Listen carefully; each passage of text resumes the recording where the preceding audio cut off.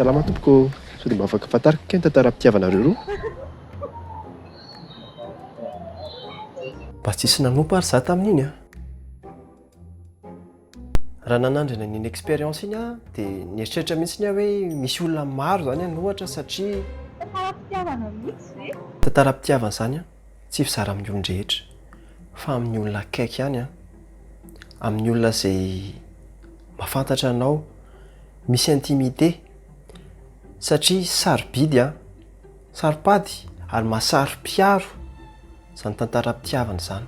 Hiditra anatin'ny intimité an'zareo zany a dia tonga saina nisy fotoana hoe toy izany koa zany ny fahatsapan'ireo olona izay resahanay hoe ambarao ny tantaranareo, tantaraina, resahana. Hafahafa be rehefa misy olona tsy fantatrao mihitsy no tonga dia manantona anao a, miresaka aminao hoe afaka tantaraina ve ny tantaranareo a. Voalohany ohatrany hoe mahavoaka be satria olona tsy fantatrao dia mipetraka fanontaniana aminao hoe afaka tantarainao amin'izay ny tantaram-pitiavana. Matetika rehefa miresaka amina mpifankatia amin'ny voalohany hoe tantarany dia misalasala foana hoe izay tsy dia tena tia misehoseho be, izay tsy tena tia miresaka. Masom-bahoaka tsy tena ho hitan'ny olona be ilay izy satria no anaty sain'ny olona voalohany hoe ilay zavatra voaka amin'ny page na voaka amin'ny site web na voaka amin'ny YouTube sy ohatr'izany no hitan'ny olona.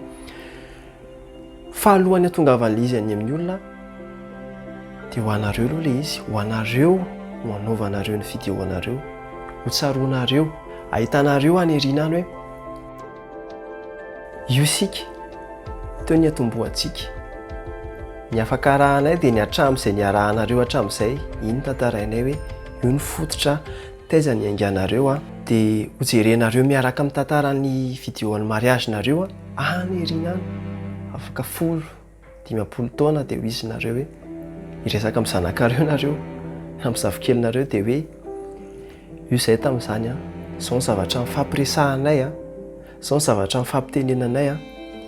Dia efa misy taona ary, misy taona ilay fifankatiavana mandalo sedra, mahatsiaro ny zavatra fampilasana tamin'izany, mahatsiaro ny zavatra re tamin'izany, nitoriterina fifankahirizana tamin'izany a. Irina hoe mbola hamelombelona ilay fitiavana nirehatra tsara tamin'izany.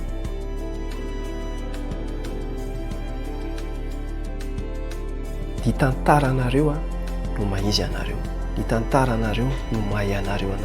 Rehefa misy fifankatia anankiroa hanambady a, tsy ny hirany, tsy ny espasiny, tsy ny sakafony, reny rehetrarehetra hoe mety misy manana daholo ireny, fa mampiavaka ny fifankatia tsirairay avy a dia ny tantarany. Raha ohatra ka resy lahatra amin'izay fihinanay izay ianareo a, raha ohatra ka hoe azonareo ametrahana an'izay tantaranareo izay ilay maizy anareo, ilay sarobidy aminareo a, dia aza misalasala miresaka aminay a, manoratra aminay a, fampiantso aminay dia ndaontsika iona, dia ndao karakaraintsika miaraka tantaranareo. Satria tsy haka-sary fotsiny izahay a, fa hiara hikarakara aminareo a, hiaraka hatsiaro aminareo, dia hiaraka hikarakara aminareo mba ho tsaroanareo io a. Tsy voavita mariage fotsiny, afaka 10-20 taona hiara-haritra aminareo a, ho tsaroanareo rahatr'izay miaraka amin'ny taranaka-reo. Rarosoa.